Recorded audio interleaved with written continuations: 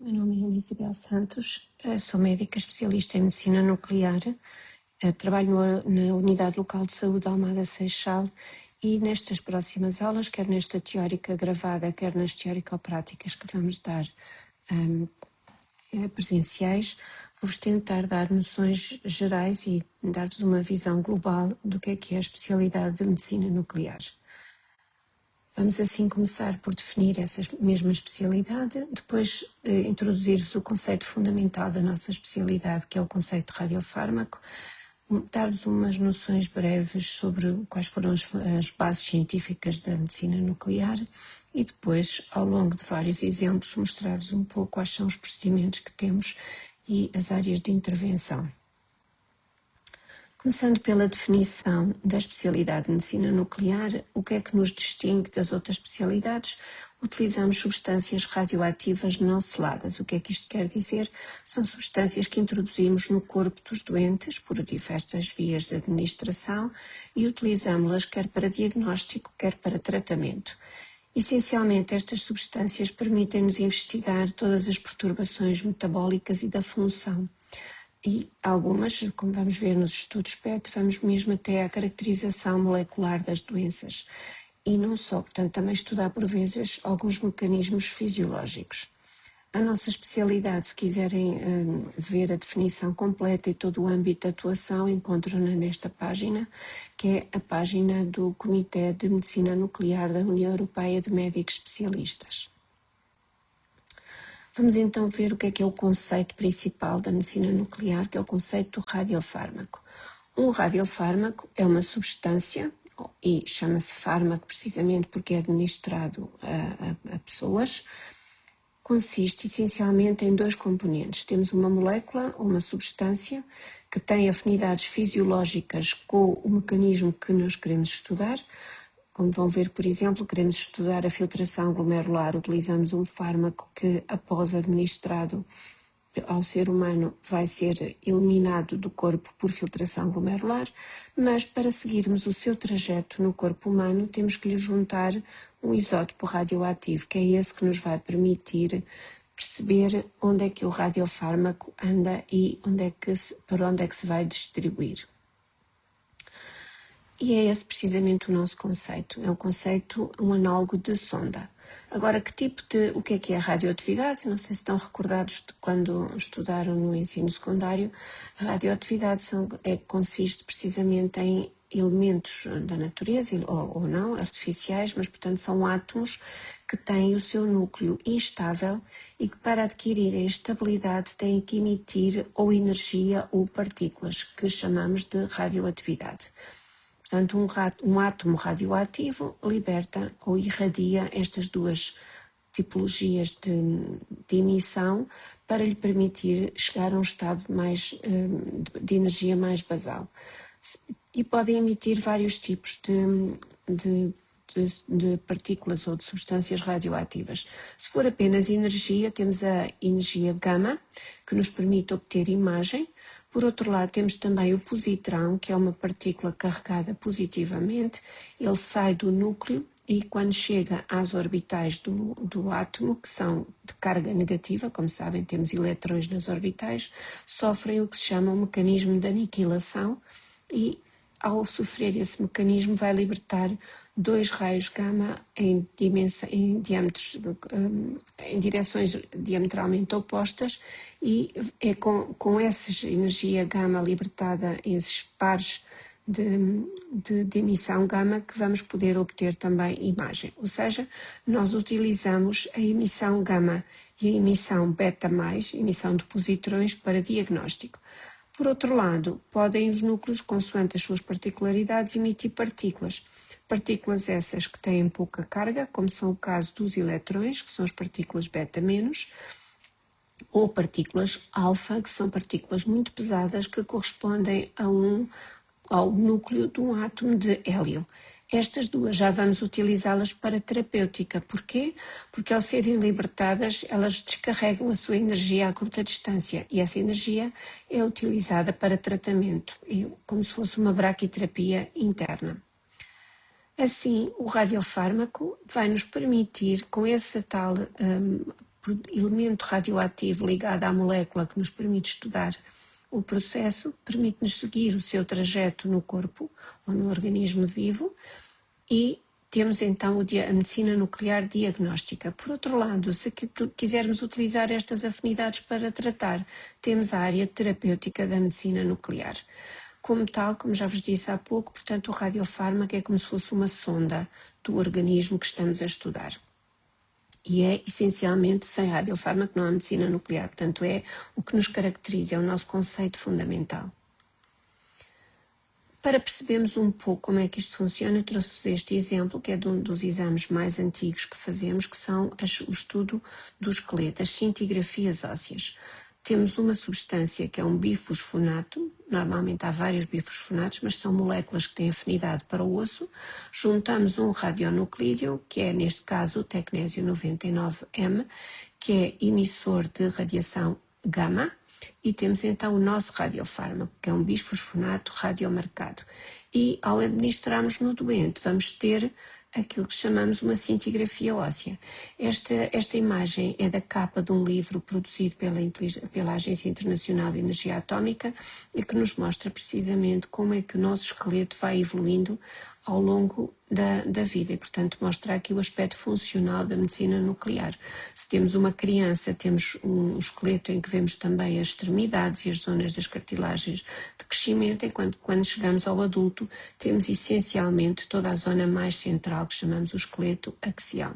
E, portanto, temos aqui um bom exemplo de como é que é a imagem funcional da medicina nuclear. E como é que surgiu, portanto, a medicina nuclear? Surgiu com todas as descobertas científicas que puderam levar a este conceito e a esta utilidade na medicina. Quem foram os principais fundadores, digamos assim, da medicina nuclear? Foi precisamente quem descobriu a radioatividade. E temos aqui um conjunto de 3 cientistas que trabalharam em conjunto.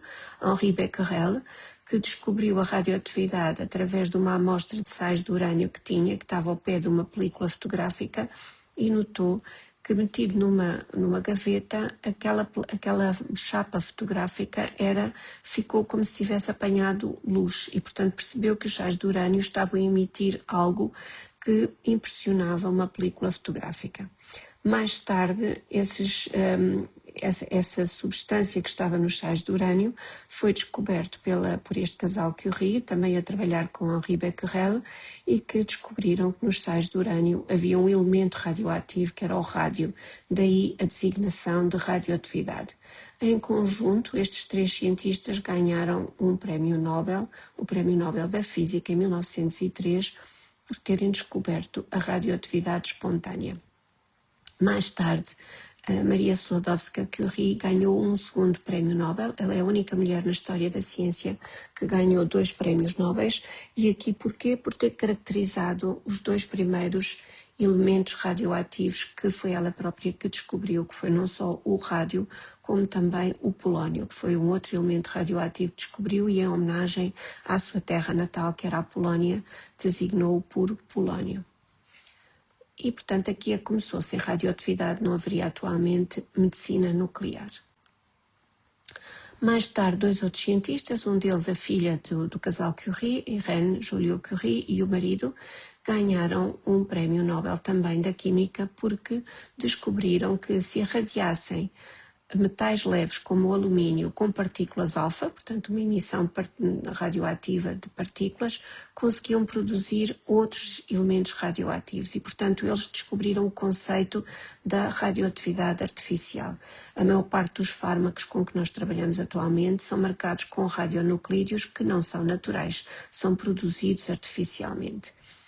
A seguir a eles, este trabalho foi continuado por um outro cientista italiano, Enrico Fermi, que é quem possibilitou aquilo que nós temos atualmente, pois ele conseguiu determinar e fazer toda a base que nos permitiu criar novos radionuclídeos de forma mais industrial, como seja a física dos reatores nucleares, que é onde começaram por ser produzidos a maior parte dos radionuclídeos artificiais.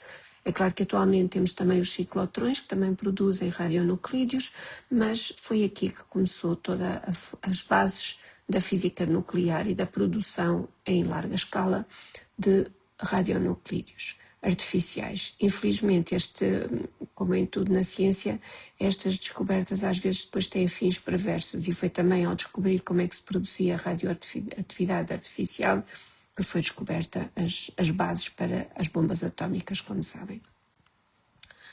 E depois temos então o fundador do conceito de radiofármaco. Como é que quem foi? Este foi um químico alemão que estava a estudar no Reino Unido. Ele estava numa pensão, estava alojado numa pensão e desconfiou que a sua governanta lá da pensão onde vivia reciclava os restos de comida. Então resolveu no domingo chegar com uma pequena amostra de chumbo 212, que era um elemento radioativo, colocou na comida que a senhora estava a cozinhar e depois, na quarta-feira seguinte, levou o alimento que ela trouxe para a mesa e foi levá-lo para o laboratório para perceber se tinha ou não tinha radioatividade. Ou seja, ele seguiu o trajeto daqueles restos alimentares com uma amostra de um elemento radioativo. E foi assim que ele descobriu o conceito de radiofármaco, ou radiotraçador.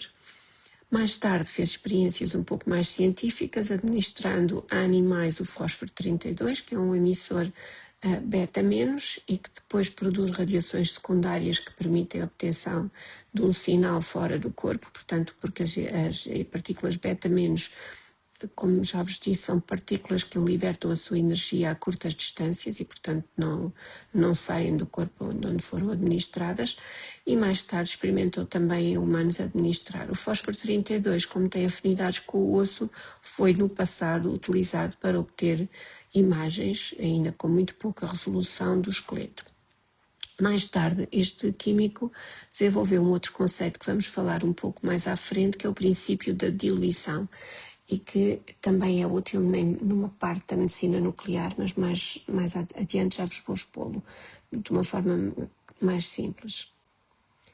Então, só como resumo, nós temos 3 especialidades médicas que lidam com radiação ionizante, e elas são as 3 ligeiramente diferentes. A radiologia, como já viram nas aulas desta unidade curricular, utiliza essencialmente uma exposição a fontes externas e estuda a sua atenuação pelas estruturas do organismo para caracterizar, sobretudo anatomicamente, os órgãos, como sabem, que é as bases, por exemplo, da TAC ou do raio-x convencional.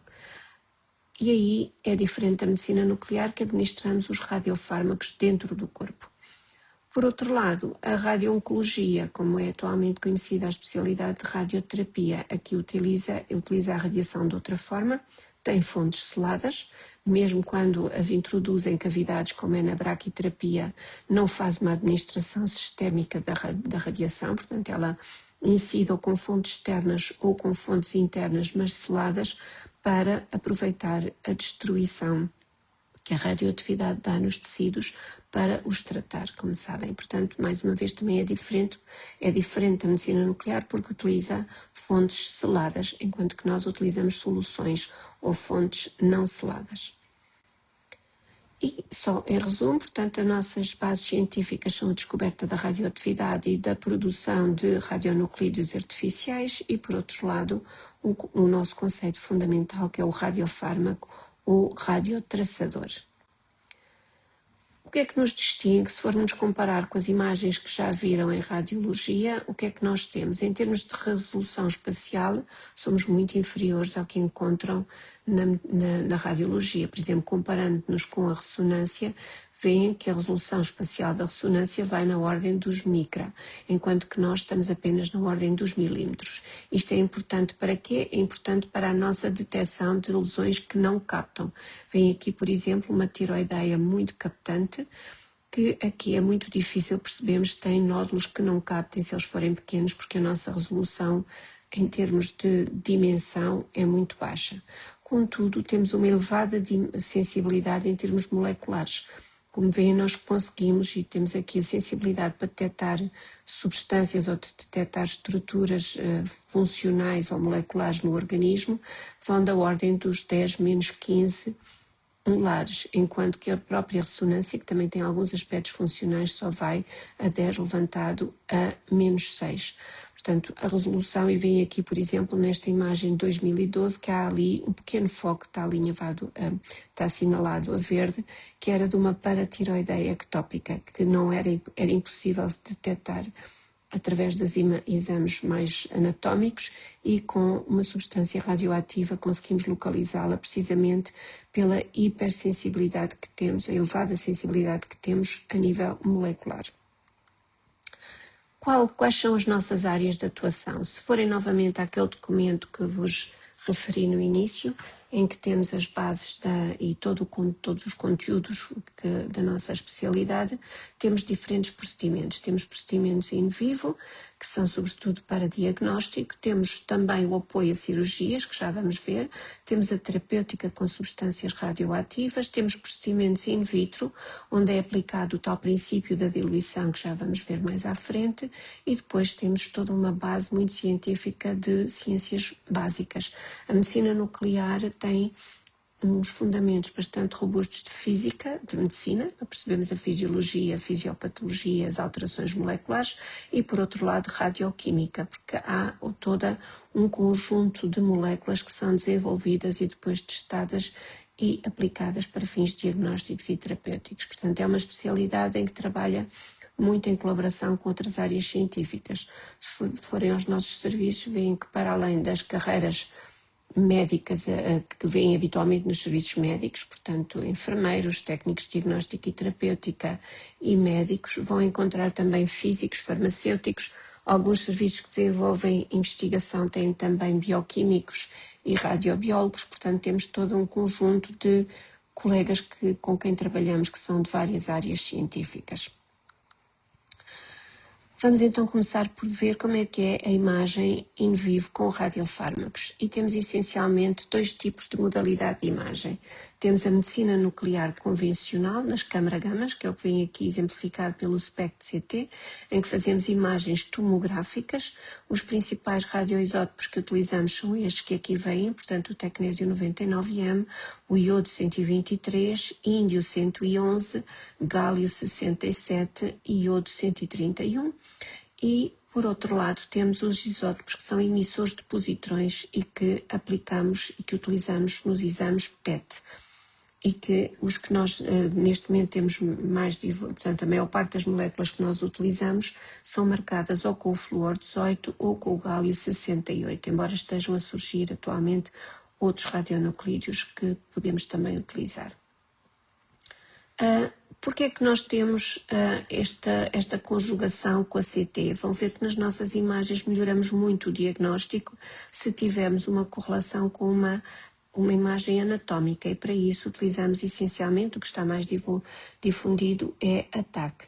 Ela é útil para nos localizar as lesões, não utilizamos um TAC de alta dose, portanto nos nossos equipamentos fazemos sempre um TAC de baixa dose, que é apenas para localização das lesões e correção de imagem, e que não é muito útil para fazer diagnósticos. Essa terá que ser feita nos serviços de radiologia. E, portanto, basicamente é isso. Portanto, a nossa imagem híbrida contém uma parte que é do radiofármaco, a captação do radiofármaco, e depois a correlação com uma imagem anatómica. Existem também PET-MRs, portanto, que utilizam a ressonância. É útil para estudar os órgãos, portanto, os PETs-MR são principalmente úteis para estudar os órgãos que têm também, portanto, lesões com maior sensibilidade visualizada por MR, que, como sabem, as lesões hepáticas, as lesões cerebrais, essencialmente, e também é preferível, estando disponível, é preferível nas crianças, uma vez que nos permite fazer o exame com menor dose de radiação ionizante. De qualquer modo, no nosso país ainda não temos nenhum PET-MR instalado.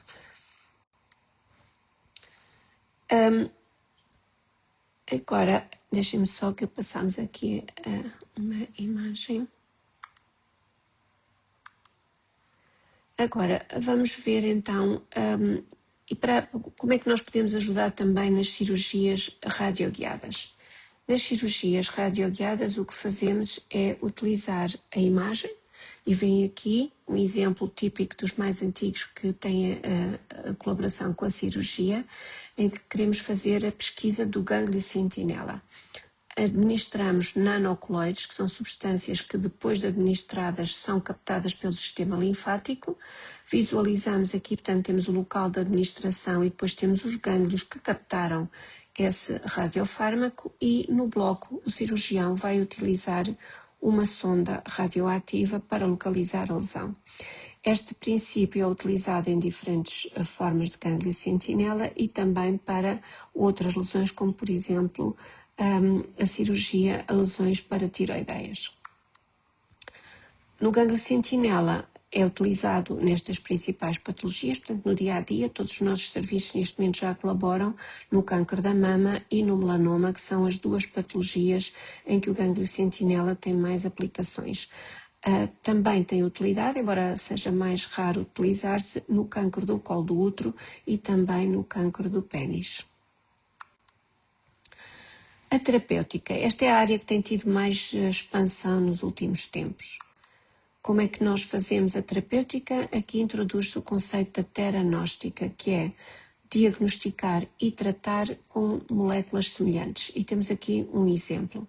Temos um doente que tem um tumor neuroendócrino, fazemos-lhe um estudo PET-CT com o marcador que vai marcar as lesões que têm receptores de somatostatina. Como veem aqui, é um senhor que tem uma lesão pancreática muito grande, que vemos aqui ao lado entre os rins, e além disso, vem um fígado todo muito heterogéneo, porque está carregado de lesões. Este doente já não é tratável cirurgicamente, normalmente são tratados com uma substância que é os agonistas dos receptores de somatostatina inferiores, como seja o lanreótido ou o octreótido, mas muitas vezes progridem sobre esta terapêutica e aí, neste momento, têm indicação para fazer o tratamento com outro radiofármaco que temos, que é um emissor beta-, que a marcar uma molécula que também tem afinidade para os receptores de somatostatina, que é o lutécio totatate. E veem aqui depois, aí obtemos imagens, ele é um emissor beta- e que também tem emissão gama. Fazemos depois uma imagem em câmara gama de corpo inteiro e veem que estamos a ver a captação do fármaco nas mesmas lesões. E, portanto, tratamos o doente com uma molécula idêntica. Este é o conceito da teranóstica, que vem precisamente de gnósticos de diagnóstico, tera de tratamento. Quais são as áreas em que nós atuamos a nível terapêutico? Consoante a dose de radiofármaco que injetarmos, por vezes, por questões de proteção dos familiares e das pessoas que contactam com o doente, os doentes vão ter que ficar em quartos de internamento durante o período em que estão mais radioativos. E essas terapêuticas são feitas em enfermarias próprias de medicina nuclear, com quartos blindados, e os exemplos que temos essencialmente são para estas duas áreas: o tratamento do cancro diferenciado da tiroideia e o tratamento dos tumores neuroendócrinos com uma molécula que tem afinidade também para os tumores neuroendócrinos, que é o MIBG, marcado com o iodo 131. Temos uma outra terapêutica que exige só um internamento de 24 horas e até mais, não tanto para proteger os familiares dos doentes, mas porque pode ter alguns efeitos secundários e, portanto, convém ter o doente numa enfermaria em vigilância, que é a radioembolização de lesões malignas do fígado. Esse procedimento é um procedimento feito em colaboração entre nós e os colegas da radiologia de intervenção, uma vez que administramos o nosso radiofármaco através de cateterização. Portanto, vamos à sala de angiografia, o colega da radiologia de intervenção faz o seu procedimento de intervenção e depois administramos as microsferas através dessa cateterização. E como vos digo, normalmente ficam internados, os doentes ficam 24 horas e podem estar numa enfermaria normal, não protegida, porque não estão, o ítrio 90, que é o que utilizamos para esta terapêutica, não tem emissão energética, é só emissão de partículas. Portanto, não há necessidade de proteger os familiares ou os profissionais de saúde que lidam com o doente. Por outro lado, temos outras terapêuticas que o doente pode ir para casa com algumas recomendações, como ficar longe de senhoras grávidas e de crianças com idade inferior a 10 anos, dormir num quarto sozinho, mas pode ir para casa porque não, desde que tenha os cuidados que nós lhe pedimos para ter, não precisa de ficar connosco. Essas terapêuticas habitualmente são feitas em regime de hospital de dia, portanto, consoante as terapêuticas, por exemplo, a terapêutica do hipertireoidismo é extremamente simples, que é darmos uma cápsula com iodo 131 e a seguir o doente pode ir logo para casa. O mesmo acontece com o único emissor alfa que temos neste momento disponível, que é o dicloreto de rádio marcado com o rádio 223, que administramos em doentes apenas com metastização óssea, e que é uma terapêutica paliativa, mas que melhora um pouco a sobrevivência também, já foi reprovada em ensaios clínicos.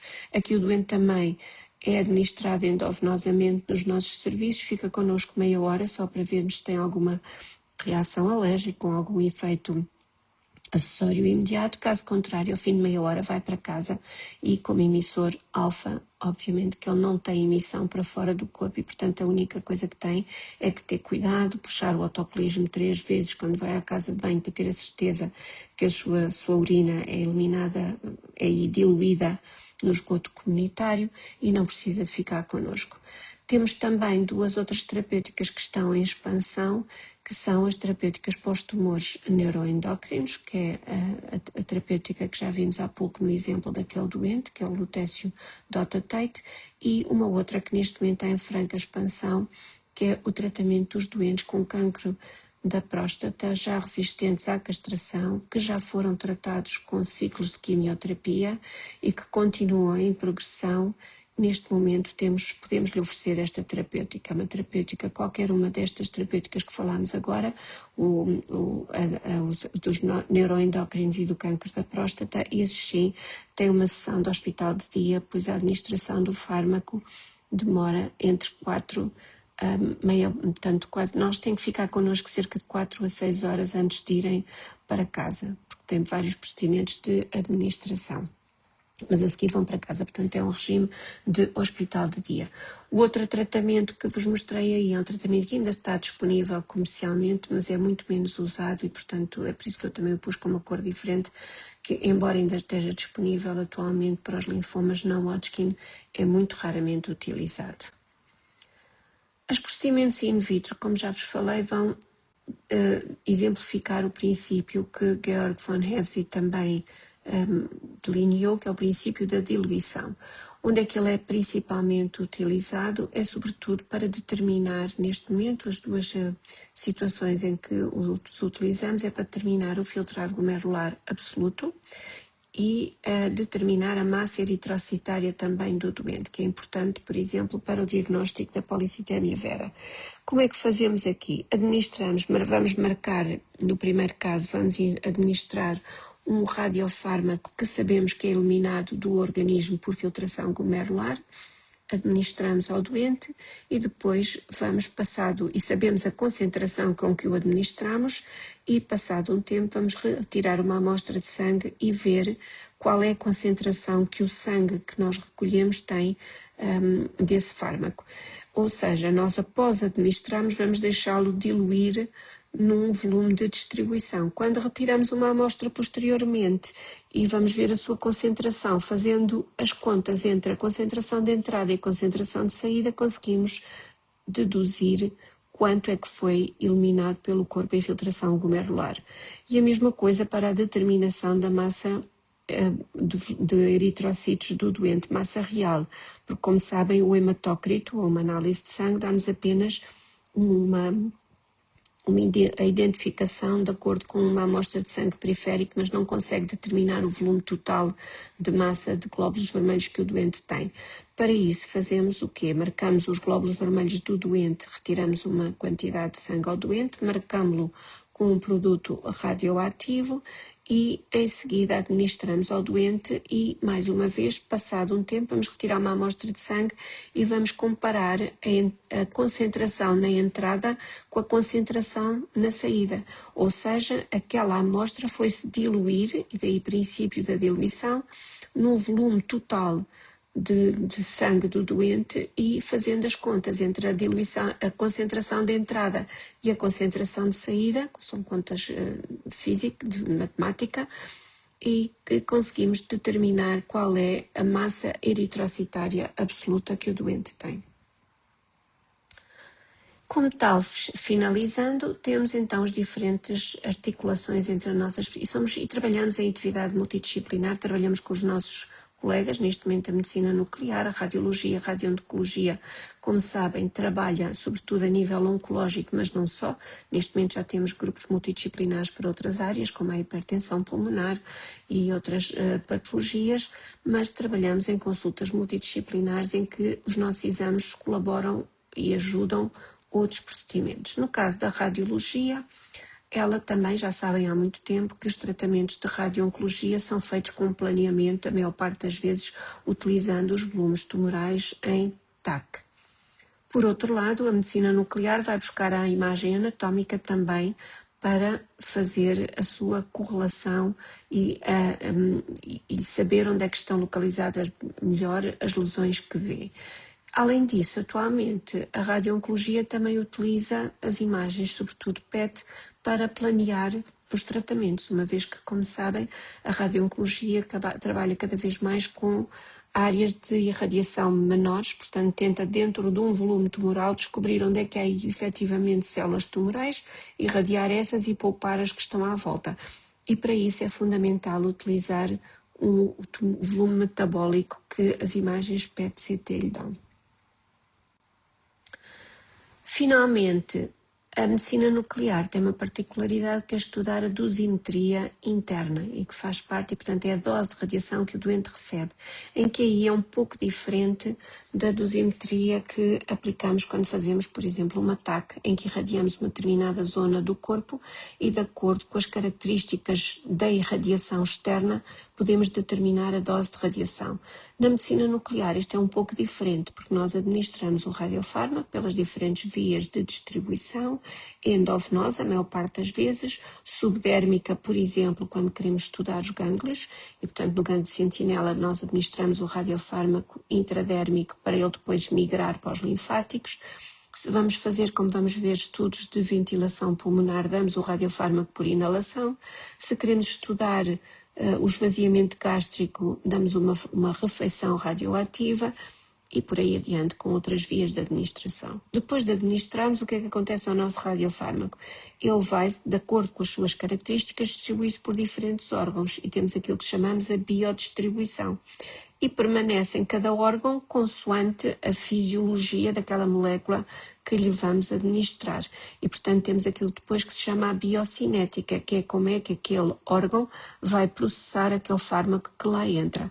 Ou seja, cada vez que administramos um fármaco, nós vamos ter uma dosimetria interna, não externa, como nos procedimentos da radiologia, e, por outro lado, isto vai estar dependente e são padrões fármaco a fármaco, que estão estudados, estão publicados e nós habitualmente o que vamos fazer é recolher essas publicações e saber, consoante o nosso radiofármaco, uma estimativa da dose que queremos que administramos. Contudo, a dose de radiação a um doente depende de muitas coisas, que compreendem, por exemplo, para já depende das características físicas do radionuclídeo, como já vimos, se é um emissor de energia, apenas energia eletromagnética, ou se é um emissor de partículas, porque a energia que é depositada no tecido é completamente diferente. Por outro lado, da molécula que está ligada ao radionuclídeo. Por outro lado, a idade do doente, porque o nosso corpo, ao longo da vida, vai tendo radiosensibilidade diferente. Uma criança é mais radiosensível. Os seus tecidos estão a sofrer modificações mais rapidamente e, como nós sabemos, a radiação ionizante o que provoca, acima de tudo, são lesões no DNA. Se nós estamos a ter células que estão a ter replicações muito mais rápidas, são muito mais sensíveis às radiações. E, por outro lado, às características fisiológicas e fisiopatológicas do doente. Um doente a quem administramos um radiofármaco para metástases ósseas e que não tem metástases ósseas, esse radiofármaco é eliminado do corpo muito rapidamente. Se tiver, o nosso radiofármaco vai se fixar naquelas lesões e, portanto, a dose de radiação que o doente vai receber vai ser muito superior à de um doente que não tinha lesões. Tudo isto implica a tal relação com a física, com os farmacêuticos, com os radiofarmacêuticos, e é toda a parte científica da medicina nuclear que um médico de medicina nuclear também tem que conhecer. Atualmente também se aponta muito para fazermos, sobretudo para a terapêutica, nós temos que fazer cálculos personalizados ao nosso doente, mas isso ainda é uma área que está neste momento, porque é demorosa, implica o doente vir várias vezes fazer colheita de medidas e está neste momento ainda em estudo pelos físicos formas mais práticas de podermos fazer estes cálculos.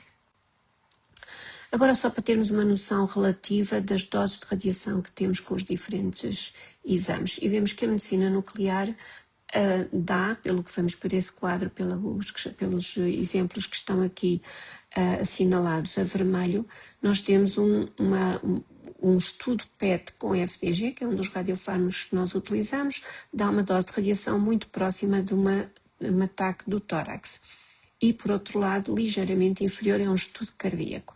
Agora, o que é que isto significa? Como é que nós podemos transmitir a um doente que dose de radiação é que ele recebeu em linguagem que o doente entenda?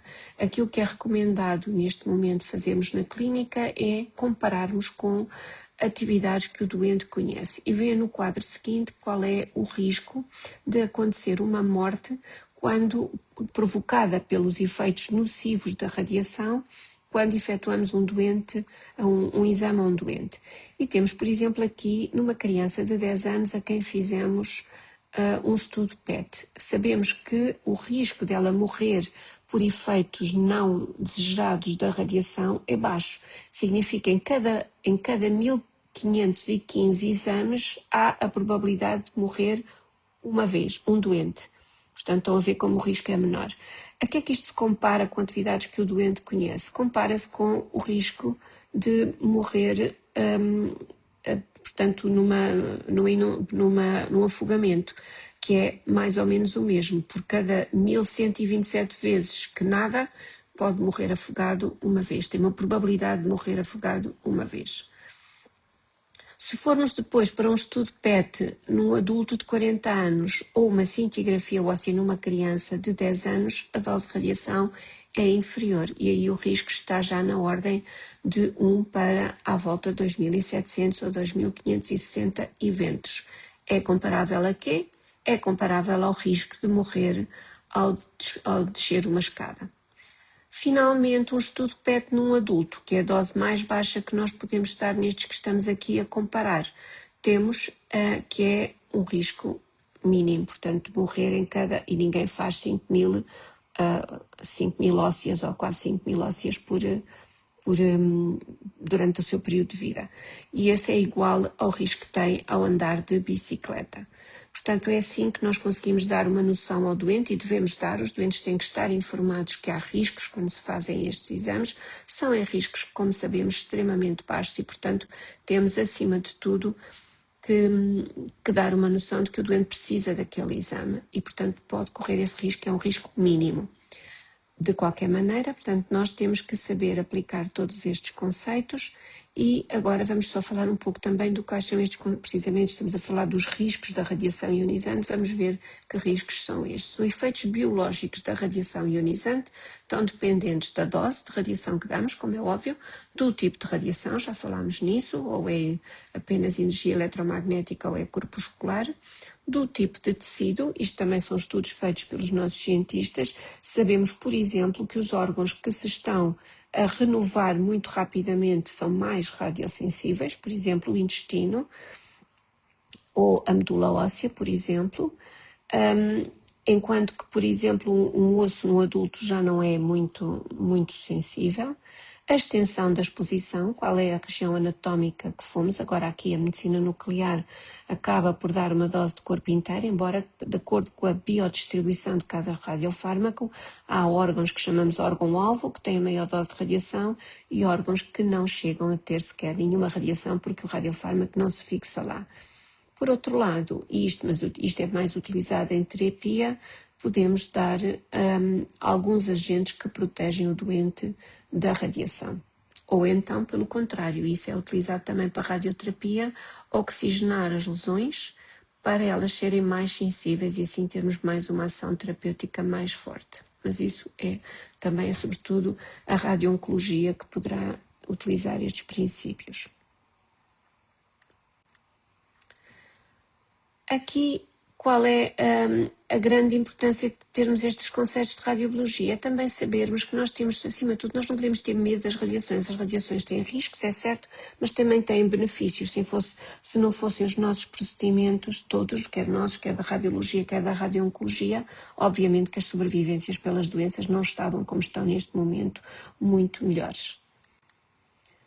E, portanto, o que nós temos, acima de tudo, é que ter justificação para os nossos atos. Nós temos que saber se o exame está mesmo indicado e se ele vai trazer benefício. Portanto, isso chama-se o princípio da justificação, que é fundamental para todas as profissionais que trabalham com radiação ionizante.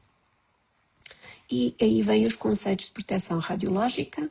A proteção radiológica está muito regulada em todos os países. Na União Europeia temos uma diretiva que foi publicada, é a última diretiva, já houve outras anteriores, a que está neste momento em vigor, foi publicada em 2013 e que nos dá os princípios básicos da proteção radiológica, que são a justificação clínica, a justificação para os atos, portanto nós temos que saber que aquele exame está indicado naquele doente e vamos ver alguns exemplos, como é que podemos pensar assim, temos que saber quais são, se aquele exame tem alguma mais-valia, nos traz alguma vantagem para o estudo da doença ou para o seu tratamento, caso contrário não está indicado, não está justificado, a otimização e os limites de dose. A justificação é esta que já falamos, portanto, todas as justificações todas as exposições médicas estão justificadas à partida, desde que os objetivos, de acordo com os objetivos da exposição que queremos fazer. Um doente não vai fazer um ataque só porque quer, vai fazer um ataque porque tem uma lesão e precisa de esclarecer, ou vai fazer uma cintigrafia óssea porque tem uma doença que é preciso esclarecer e que a cintigrafia óssea tem possibilidade de caracterizar. Por outro lado, a otimização, isto já tem mais a ver com os procedimentos. Todos nós, em todos os serviços, quer nós, quer a radio-oncologia, quer a radiologia, temos que ter protocolos seguros e sabemos fazer os nossos procedimentos cada vez com menor dose de radiação. É isso que se chama a otimização. E, finalmente, agora vamos ver alguns exemplos que eu gostava de vos dar e que vamos vê-los como mais exemplos nas teórico-práticas, mas vamos então agora começar a percorrer. No osso, já vos falei há pouco sobre a cintigrafia óssea. Quais são as suas indicações? Doenças malignas. Vamos ver se eles têm ou não têm lesões ósseas malignas. E as duas patologias que nos são referenciadas mais frequentemente são o câncer da mama e o câncer da próstata. Porquê? Porque são tumores que levam a lesões que muitas vezes têm uma atividade osteoblástica mais aumentada. A cintigrafia óssea só vê lesões blásticas, tem muito pouca sensibilidade para lesões líticas. Apenas se elas tiverem uma dimensão que nós já consigamos ver a destruir segmentos do osso. Caso contrário, nós não temos capacidade para a ver. Por outro lado, em doenças benignas, como sejam reumatológicas, infecções ou, sobretudo, na ortopedia e em traumatologia, a cintigrafia óssea também tem indicações. Como é que nós fazemos? Damos os tais bifosfonados que já vos falei e depois adquirimos imagens em câmara gama. Os mecanismos de captação são todos estes que vêm aqui referidos e depois distinguimos o esqueleto apendicular, que é calote e toda a sustentação do tronco, e esse é o esqueleto axial, peço desculpa, e o esqueleto apendicular, que são precisamente os ombros, os ilíacos e as pernas, que são, portanto, as nossas áreas que são identificadas como o esqueleto apendicular. Consoante as lesões, nós sabemos, por exemplo, que a metastização óssea é muito mais frequente no esqueleto axial do que no esqueleto apendicular. O mecanismo de localização, os nossos radiofármacos, os bifosfonatos, têm uma capacidade de serem absorvidos pelos cristais de hidroxiapatite que constituem o osso e captam-se tanto mais quanto maior a suplementação. Se uma lesão estiver necrosada, nós não a vamos ver porque o radiofármaco não vai chegar lá, não tem aporte sanguíneo. Por outro lado, nós o que vamos avaliar na cintigrafia óssea são as lesões plásticas. Um doente que nos seja referenciado em que se viu uma lesão lítica num estudo de imagem e querem ver se tem algum tumor com outras lesões, não está indicado vir para a medicina nuclear. Tem que ir, então mais vale procurarem ou um estudo FDG, que podemos ver as lesões líticas tumorais, ou então estudos radiológicos, porque a óssea não é, como já vos disse, e isso é importante, é um dos conceitos que têm que aprender, cintigrafia óssea, quando forem pedi-la, só em doentes que temos a suspeita de terem lesões plásticas. Como é que nós adquirimos este exame? Injetamos por via endovenosa o radiofármaco e depois podemos adquirir a imagem em vários momentos, ou assim que a estamos a injetar, cerca de 5 minutos depois e ao fim de 2-3 horas, que é quando está mais concentrado no osso. Isto chama-se, quando nós fazemos imagens nestas 3 fases, chama-se um estudo em 3 fases e é utilizado sobretudo para doenças benignas, doenças inflamatórias ou infecciosas. Se queremos ver só lesões ósseas, chama-se um estudo de imagem tardia em que nós, que é a maior parte dos casos oncológicos, administramos o radiofármaco, o doente pode ir sair do nosso serviço, tem que beber muita água no intervalo porque o fármaco não vai para o osso eliminado por via renal e, portanto, nós instruímos o doente a ir bebendo bastantes líquidos e ir à casa de banho, não só porque assim vai reter menos fármaco e vai ter menos dose de radiação, como vamos limpando o radiofármaco que fica nos tecidos moles do doente e temos uma imagem de melhor qualidade. E esse é o exame que nós fazemos nas situações de malignidade. Temos aqui um exemplo de exames normais, quando nós fazemos uma imagem logo a seguir à injeção, o que se chama a imagem de pulso sanguíneo, ainda não vemos bem o esqueleto. Como veem aqui, temos um varrimento de corpo inteiro. O que é que nós vemos?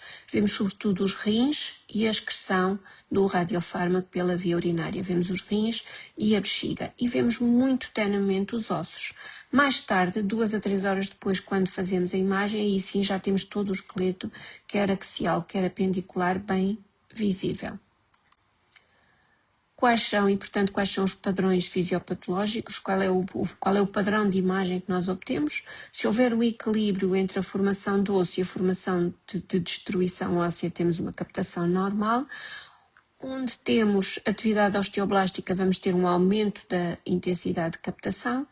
Nos raros casos em que conseguimos ver lesões líticas, vemos zonas frias que não captam o radiofármaco por oposição ao osso que está à volta. Alguns tumores têm este padrão que nós chamamos de padrão de Donut. E aqui temos um exemplo típico de um doente com uma metastização óssea extensa que envolve a calote, todo o esqueleto axial, como vocês veem, era um senhor com um cancro da próstata, que são precisamente os casos em que nós temos as cintigrafias ósseas maior sensibilidade e a principal referenciação para os nossos serviços, é como já vos disse, a próstata e mama. E temos por acaso neste senhor também temos algumas lesões, como veem ali no húmero direito, temos ali no braço direito um pequeno foco e na perna direita, na região trocanteriana dos fémures. Este doente, portanto, o relatório deste exame seria metastização óssea múltipla. Este doente, entretanto, foi tratado com o tratamento hormonal que é praticado no câncer da próstata, como sabem.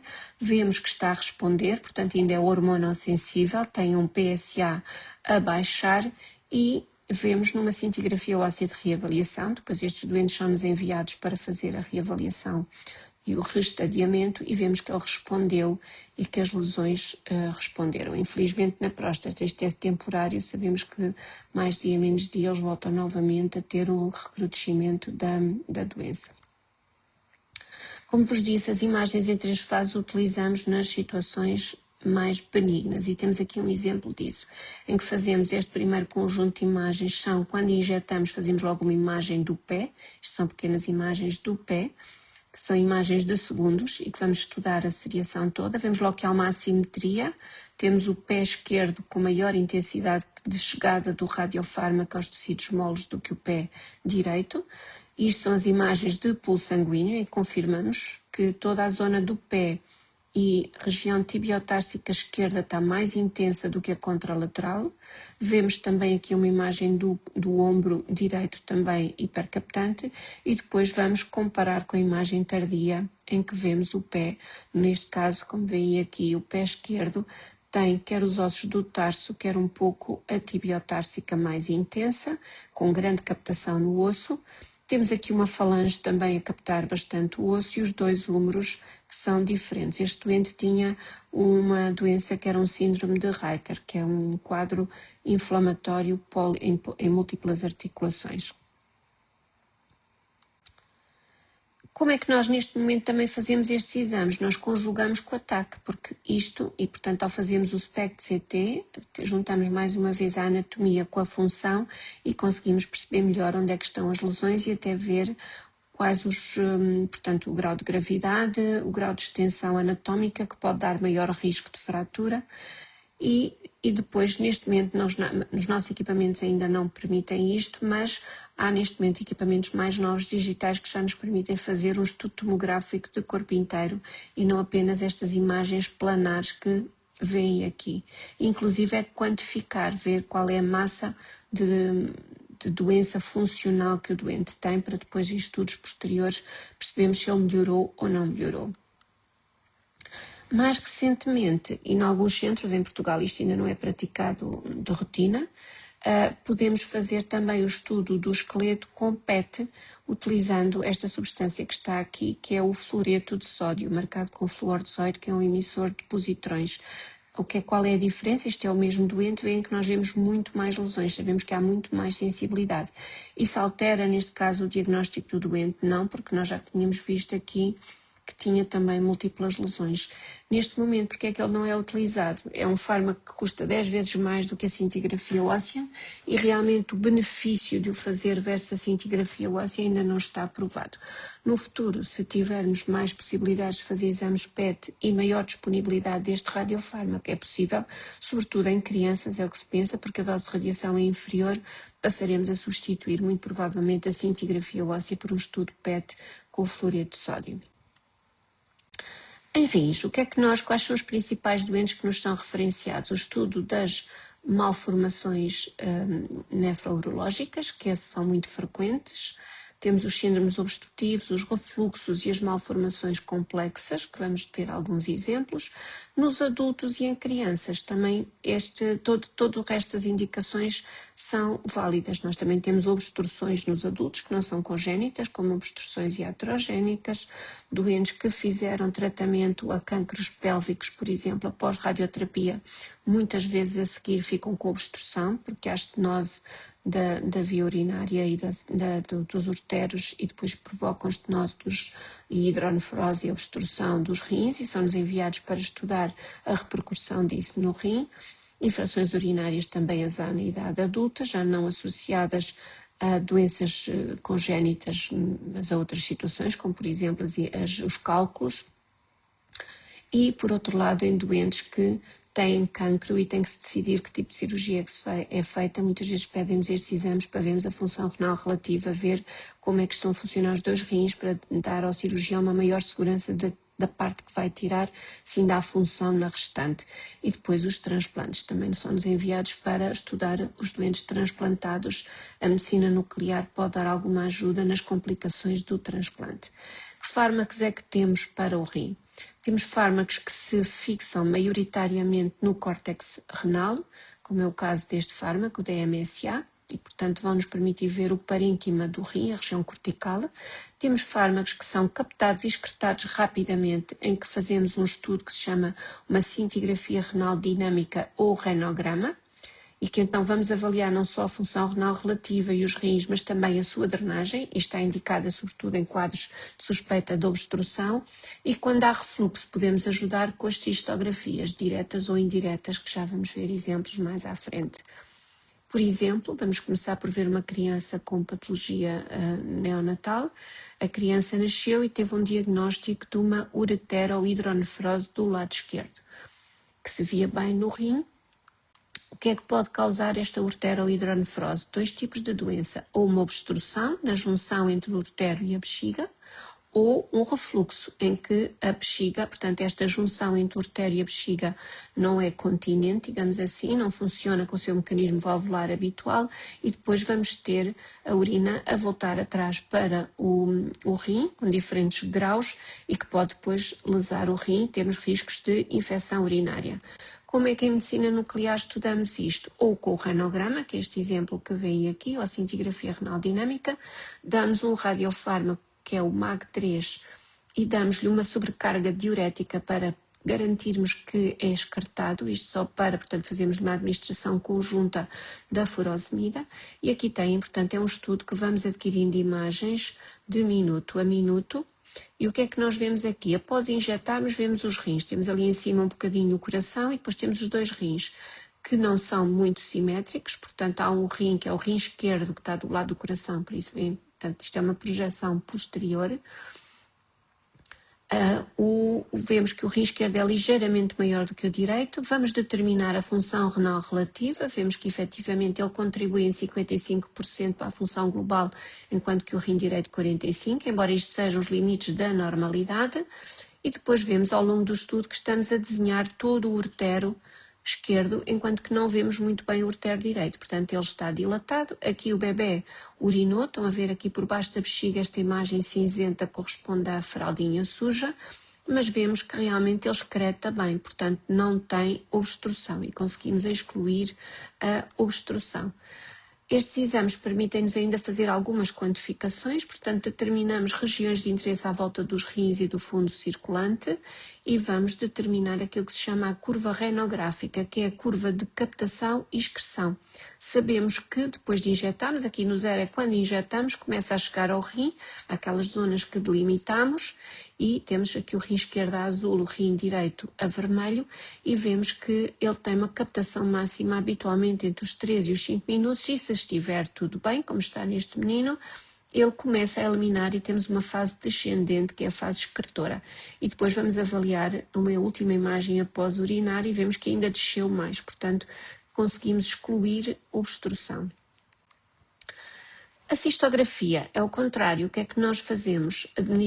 Fazemos uma algaliação ao doente, administramos-lhe um soro aquecido para a bexiga não reagir mal à entrada de um líquido na bexiga e administramos um radiofármaco por via cateterização e vamos ver se o radiofármaco vem para trás e vem para as áreas renais, como vemos aqui que vem, e com diferentes graus de refluxo, consoante, portanto vai do grau 1 ao grau 5, consoante o refluxo é mais grave e a dilatação é maior. Temos depois aquilo que se chama a cistografia indireta, que é a seguir ao renograma. O doente vai, em vez de ir à casa de banho, tem uma micção na nossa gama-câmara e vem aqui, neste menino, nós fazemos depois umas imagens também seriadas e vemos quando ele urina, o que é que nos acontece? Começamos a ver o uretero direito preencher-se. Ele tem um refluxo ativo que surge durante a micção e que vai precisamente para a loca renal direita. E, portanto, basicamente são estas. Portanto, nós temos a cistodireta, que vemos aqui este exemplo. O que é que a medicina nuclear se caracteriza? Ela permite-nos, com a cistodireta, nós vamos ver o refluxo ativo e passivo. Não é? E que vamos classificar o refluxo que a criança tem, se é passivo, só o vemos quando está a preencher, se é ativo, se aumenta, só aparece quando urina é ativo, quando aparece nos dois casos é passivo-ativo e os graus classificamos um pouco à semelhança dos graus da radiologia na cistoretrografia permiccional, que com certeza já deram. Há quem aconselhe que, dada a nossa pior resolução de imagem, que deveríamos aglutinar estes últimos 3 graus no único, no grau 3, mas habitualmente os clínicos preferem que nós demos um pouco mais de detalhe. Qual é a nossa diferença em relação à cistoretrografia radiológica? Nós fazemos imagens contínuas e quando os bebés são pequeninos, como a sonda com que algaliamos o bebê não é oclusiva, podemos fazer vários preenchimentos e esvaziamentos e, portanto, temos uma amostra de maior número de ciclos de urinários, enquanto que na cistorradiológica isso não é possível porque estamos a dar, cada vez que fazemos mais um ciclo, estamos a aumentar a dose de radiação, enquanto que com a cisto direta não aumentamos a dose de radiação. E Agora, não temos anatomia, e como não temos anatomia, por exemplo, nas crianças que suspeite de válvulas da uretra posterior, tem que fazer o exame com a radiologia para se ver bem a anatomia da uretra. Depois, o último exame que fazemos em medicina nuclear que vos queria mostrar é precisamente o DMSA, que é um fármaco que nos vai permitir apenas visualizar as áreas renais. E onde é que o usamos? Usamos essencialmente para as infecções urinárias. Vem aqui neste exemplo que tínhamos um menino com as duas, uma menina com os dois rins em que temos zonas que captam menos, que eram focos de pielonefrite. Ela depois veio fazer um estudo de avaliação 7 meses depois e vimos que não ficou com cicatrizes, recuperou. A sensibilidade deste exame para a detecção de lesões é de 95%, enquanto que a ecografia só detecta à volta de 50% a 60% dos focos de pielonefrite aguda. Mais tarde, a menina voltou, 14 dias depois de fazer o estudo de reavaliação, voltou a ter febre, referenciaram-nos e vemos que a menina está com novos surtos de infecção e com uma questão que é, tem mais fundo circulante. Nós vemos o corpo mais intensamente, o que significa que ela estava agora com algum sofrimento na função renal. Este exame é também utilizado para estudar malformações que não se conheçam bem. Por exemplo, aqui temos o exemplo de um rim pélvico, portanto, o rim direito está mais na inferior, está mesmo na região pélvica e paramediana. Temos um rim em ferradura, que também é uma malformação relativamente frequente, e temos depois aqui um bonito exemplo de um rim ectópico supranumerário e com uma ectopia renal cruzada, em que vemos o rim esquerdo completamente normal e no rim direito vemos como se víssemos dois polos. Tratam-se de dois rins, portanto há um terceiro rim. O terceiro rim mais inferior estava virado para o sinete posterior, portanto é um rim que migrou na fase embrionária, portanto chama-se uma ectopia renal cruzada. E aqui no outro exemplo vemos o mesmo tipo de patologia, só que com dois rins, não temos três, temos dois, e um deles, o de ectopia renal cruzada, ligou-se mesmo ao polo inferior do rim contralateral e até nos faz parecer um rim em ferradura, mas efetivamente não é. Endocrinologia, onde é que nós utilizamos estes exames? Utilizamos para a cintigrafia da tiroideia, que já viram há pouco, e nos exemplos dos nódulos frios que vos dei no início, e vemos aqui o que é que utilizamos. Utilizamos também para as paratiroideias. E aí, o que é que fazemos? Fazemos a administração de um fármaco que vai para a tiroide, que vem aqui, e para a paratiroideia, só que com o tempo lava e desaparece a tiroide e só vamos ver o que for adenoma da paratiroideia. Este exame implica 2 tempos de imagem. Injetamos o fármaco, adquirimos logo, imediatamente a seguir, e depois 4 horas depois. Isso permitiu-nos identificar um adenoma da paratiroideia, que depois pode ser operado com recurso à nossa sonda. E há cirurgiões que gostam de operar com a nossa sonda para terem certeza que vão localizar o adenoma intraoperatoriamente. Aqui é o exemplo da cintigrafia da tiroide, aquele exemplo do meio é de um bócio difuso que já vos mostrei há pouco, no início da apresentação, em que temos uma hipercaptação grande e nem sequer vemos as glândulas salivares, que é algo que vemos sempre com o pertecnetário e que vem aqui tenuamente. Aqui temos um nódulo quente, no lobo direito vemos que é heterogéneo, e temos então um bócio nodular com um pequeno nódulo quente e todo o resto da tiroide muito heterogénea, e vemos depois um adenoma, que são nódulos da tiroide muito captantes que não nos permitem sequer ver o resto do parênquima. Aqui, quando olhamos para esta imagem, parece que o doente só tem um lobo. Não é, é um nódulo quente hiperfuncionante, um adenoma, e que não nos permite visualizar, portanto faz uma competição com o resto do parênquima.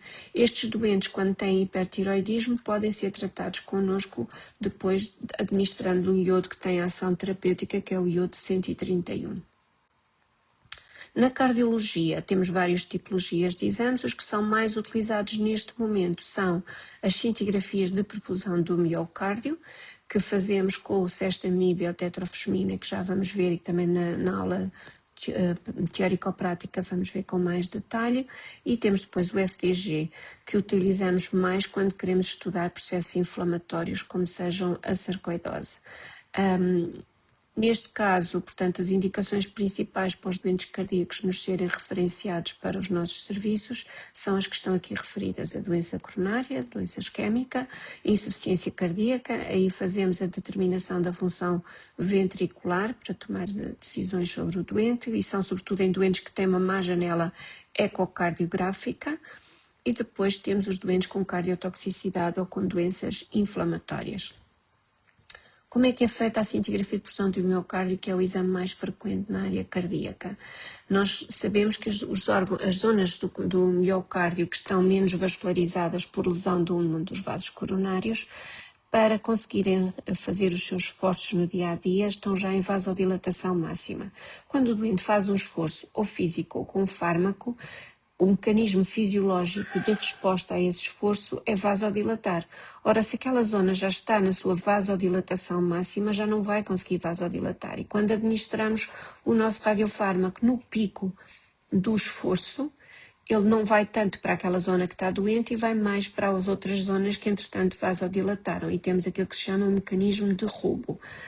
Depois deixamos o doente descansar e fazemos uma administração em repouso.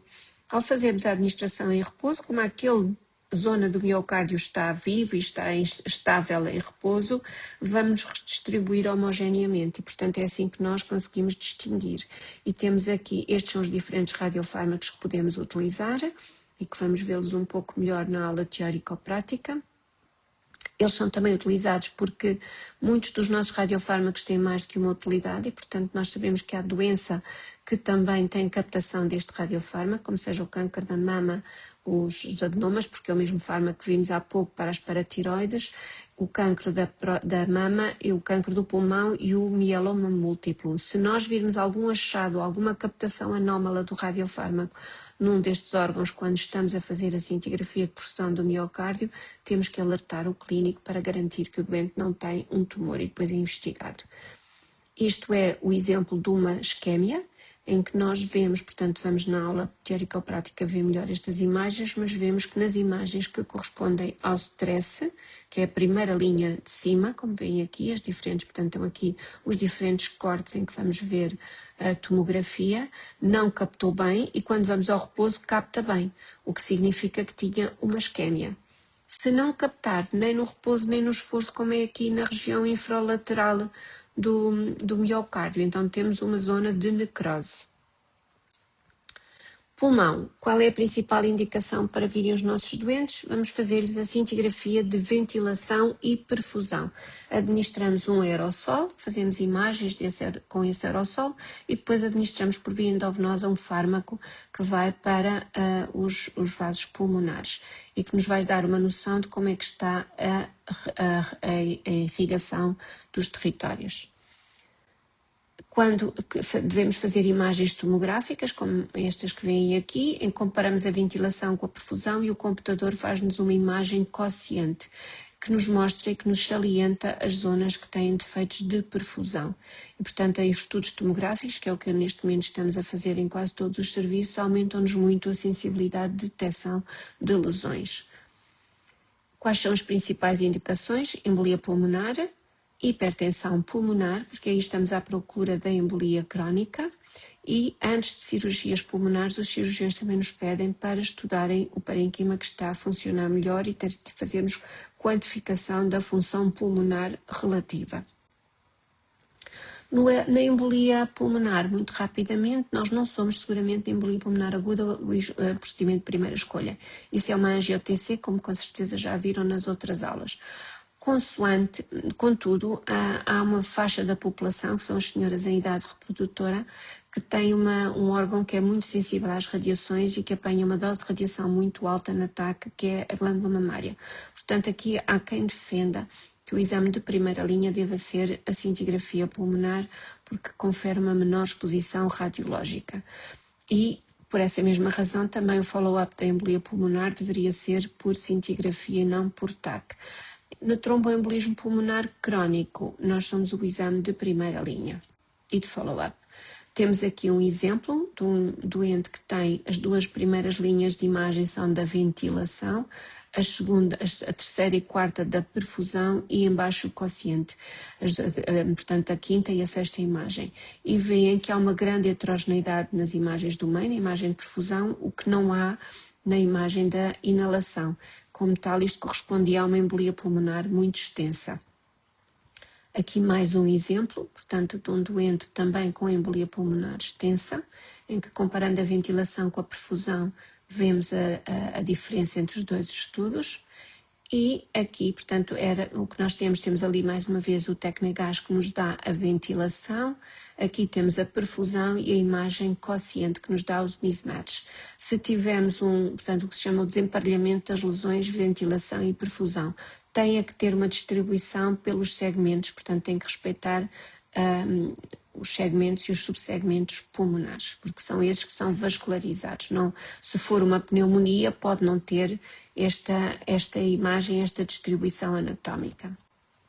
E aqui é um outro exemplo que nós muitas vezes vemos nestes doentes, que é o padrão que não é segmentar, é termos um gradiente entre crânio-caudal e entre a parte anterior do doente deitado, temos uma maior perfusão da parte superior, porque houve na insuficiência cardíaca o gradiente normal, que é haver menor captação na porção que está ao cima, portanto o pulmão, nós fazemos estes exames com o doente deitado e um doente normal tem maior perfusão das bases do que da parte anterior. Na insuficiência cardíaca este gradiente deixa de existir e portanto temos esta diferença entre a ventilação e a perfusão, que é típica da insuficiência cardíaca. Na neurologia temos, sobretudo, doentes enviados para fazer, no caso das doenças das demências, nas perturbações do movimento e na epilepsia e nos tumores. E estes são os fármacos que utilizamos para cada um deles. Terem atenção que quais são os fármacos, portanto isto é uma pergunta de exame, é bom que vejam bem este quadro. Nós, na patologia do movimento, vamos estudar sobretudo o eixo da dopamina e, portanto, são os fármacos que nos permitem determinar o metabolismo da dopamina que utilizamos. No caso da medicina nuclear convencional, o ioflupano ou DATScan e, no caso do PET, a fluorodopa. Se vamos estudar a beta-amiloide, que é este fármaco, infelizmente, ainda não está amplamente distribuído no nosso país, mas sabemos neste momento como há fármacos que atuam na substância amiloide que têm que fazer sempre um estudo PET prévio para garantir que tem a substância amiloide positiva, vamos ter um grande número de referenciação de doentes para este exame. Aqui é só para vos explicar um pouco como é que é nas doenças do movimento. Nós sabemos que nas doenças do movimento são os gânglios da base que estão alterados, a parte anterior que é o núcleo caudado e o putamen. Quando fazemos o DATScan, que é o exame da medicina nuclear convencional que nos permite estudar a integridade da via nigrostriatal, vemos o padrão normal é este, em que vemos os gânglios, os dois, muito bem desenhados. Quando estamos numa fase inicial da doença de Parkinson, que é sempre um comportamento, uma clínica e umas alterações assimétricas, vemos que os gânglios do lado esquerdo estão menos captantes e, portanto, já não temos a imagem normal e, sobretudo, a parte posterior, portanto, a parte do putamen é mais afetada do que a parte do caudado. Na doença de Parkinson mais tardia já temos as duas partes posteriores afetadas e num doente que já está com uma doença mais grave ou com Parkinsonismo plus, que não é uma doença de Parkinson idiopática, já praticamente não conseguimos distinguir os gânglios da base. Há quem também, quando há dúvidas diagnósticas, podemos fazer o estudo cardíaco com um marcador da inervação simpática. Sabemos que na doença do movimento, na doença de Parkinson idiopática, os neuroreceptores, na maior parte dos doentes, em 90% dos doentes, também têm uma afetação dos receptores simpáticos cardíacos e, portanto, vamos ver que não captam e é outro marcador que nos pode ajudar. E vamos ver um exemplo na aula teórica ou prática. E aqui é só para vos exemplificar os marcadores da amiloide, que nós vemos que podemos utilizar o FDG para ver o tecido neurológico que capta. O FDG é um bom metabolito no PET E aqui, quando vamos marcar com a substância amiloide, vemos que está inverso. Aqui na região frontal temos menor captação de FDG do que da substância amiloide, que está a favor de um diagnóstico de doença de Alzheimer. Finalmente, portanto, nas doenças hepatobiliares, utilizamos um marcador que é captado pelo hepatocito e excretado pela via biliar, e vemos aqui, fazemos imagens durante 1 hora, vemos aqui a injeção, portanto, na primeira imagem vemos sobretudo o coração, a pouco e pouco começa a ser captado pelo fígado, e isto é um caso patológico em que nunca conseguimos chegar a ver portanto, a excreção para o intestino, que nós deveremos ver num estudo normal. O que é que se passava com este doente? Aqui tardiamente vemos o intestino e vemos a vesícula biliar. O que é que este exame nos permitiu? Permitiu-nos excluir a obstrução do cístico e, portanto, excluir o diagnóstico de colicistite aguda. Quais são as principais indicações para este exame? É precisamente a exclusão de uma colicistite aguda. Portanto, quando há uma suspeita, não há uma garantia clínica ou imagiológica, pedem-nos este exame.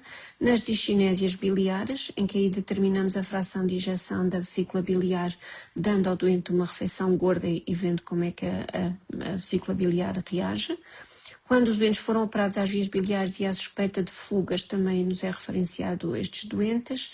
E este fármaco também é utilizado antes da radioembolização para estudar a função do parênquima, porque como nos vai permitir estudar a função do hepatocito, conseguimos perceber a parte do fígado que não tem doença, se está a funcionar bem ou não.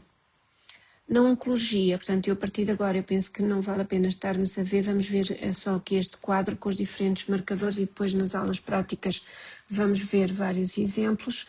Temos muitos marcadores, mas a grande maioria são para PET, é o que nós utilizamos maioritariamente neste momento, são todo este tipo de marcadores e, como vos disse, os mais disponíveis na prática clínica são o FDG, o Galio-Dotanoc, o PSMA, que podemos utilizar marcado com gálio com flúor 18, e a fluorodopa. Portanto, a fluorocolina é menos disponível, mas também a podemos utilizar, embora para a próstata neste momento já não se utiliza só o PSMA. Para tumores neuroendócrinos, podemos utilizar o fármaco que vimos há pouco para os receptores adrenérgicos, que é também um fármaco muito útil e que, em algumas situações de tumores neuroendócrinos, nos pode ajudar. As patologias que estudamos são estas que aqui vêm, que vamos ver vários exemplos nas aulas teórico-práticas.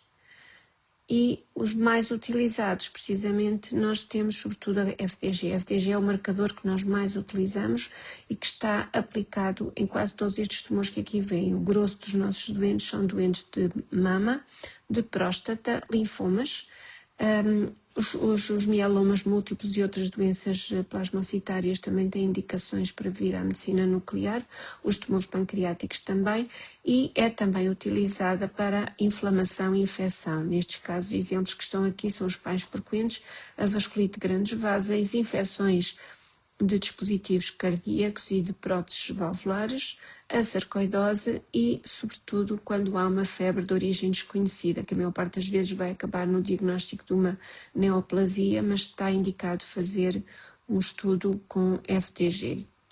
E depois os dois marcadores que utilizamos para os neuroendócrinos e para o cancro da próstata. O FDG, porque é que ele é um bom marcador tumoral? Porque nós sabemos que as células tumorais, que são os cancros que têm uma atividade glicolítica aumentada, um dos mecanismos, a célula para crescer precisa de glucose e precisa de glucose. Porquê? Porque vai fazer a via glicolítica mais ativa, portanto ela vai estar muito ativada para conseguir o ATP para o seu crescimento celular. A molécula de FDG, marcada com o flúor 18, é captada pelo mesmo mecanismo que a glicose normal, não radioativa, só que depois não sofre as outras vias de metabolização e, portanto, fica capturada, fica retida na célula e vai nos permitir assim ver as lesões. É o fenómeno, chama-se isto o fenómeno de Warburg. Aqui só para vermos alguns pequenos exemplos, uma doente que tinha múltiplas lesões hepáticas, mas não se sabia onde é que estava, portanto sabia-se que essas lesões eram do neuroendócrino, tumor neuroendócrino, que não se localizou pelos estudos imagiológicos clássicos, a TAC e a ressonância. Ao fazermos um estudo com um agonista dos receptores de somatostatina, encontrou-se o tumor primário, que era um pequeno foco no pâncreas. E visualizaram-se ainda outras pequenas lesões hepáticas e temos aqui nestes tumores, muitas vezes temos também que fazer o estudo com o FDG, porque estes tumores são muito heterogéneos e têm, por vezes, marcação, têm lesões que são menos diferenciadas e que aí já vão captar a glicólise como outros tumores e, portanto, estes doentes são estudados com estes dois tipos de marcadores.